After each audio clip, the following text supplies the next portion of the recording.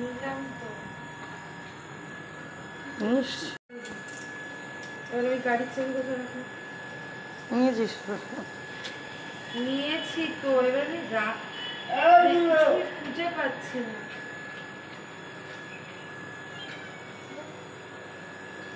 এবার ওই গাড়ির চাবি রাখছি।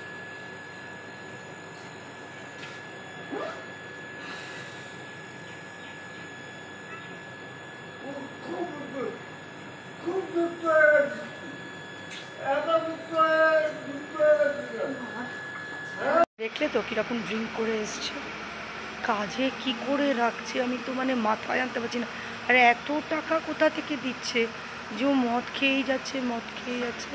দেখেছো, আমি তো তোমাদেরকে একদম ডাইরেক্ট ছবিটা তুলতে পারছি না, আমি একদম বাইরে থেকে অনেকটা দূর থেকে তুলছি। ও বসে রয়েছে, বসে এরকম দুলছে, তো তোমাদের দেখাতে পারলাম না।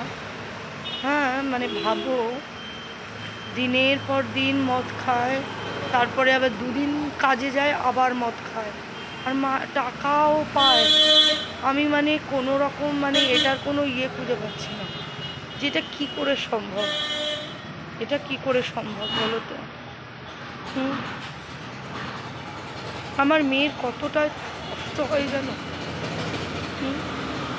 এই যে আমি সকালবেলা মাকে খাওয়াতে গেছি, আমি তো ওটাই নি।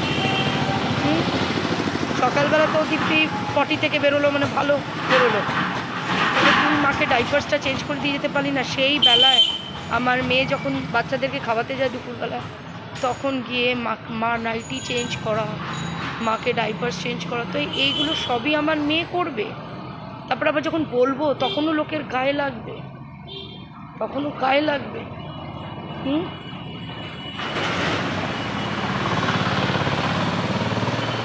সবই আমার মেয়ে করছে, তো যখন যে করবে সে বলবে না, তার বলা আসবে না। হ্যাঁ কি বলবো, মানে এতটা মানে শরীর জ্বলছে না, কি বলবো কি বলবো, রীতিমতো বসে না দুলছে। তোমাদের যদি ওই সিনটাকে ভালো করে দেখাতে পারতাম, তখন তোমরা বুঝতে যে কেন এত রাগ, কেন এত গজগজ করি, কেন এত যাচ্ছে তাই করি।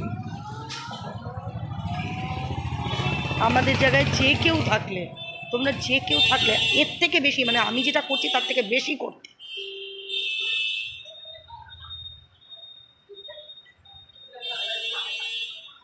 কি আর বলবো, কিছু বলার নেই। গাড়িটা অনেকদিন বেরোয় না, তাই গাড়িটা নিয়ে একটুখানি চক্কর খেয়ে আসলাম, লেকটাউন ফেকটাউন দিয়ে চক্করটা খেয়ে আসলাম। এখন বাড়ি যাবো।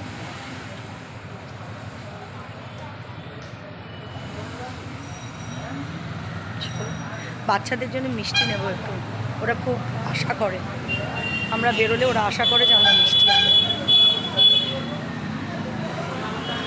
গাড়িটা রেখে স্কুটিটা নিয়ে মেয়ে মিষ্টি কিনে আনতে যাবে বাচ্চাদের।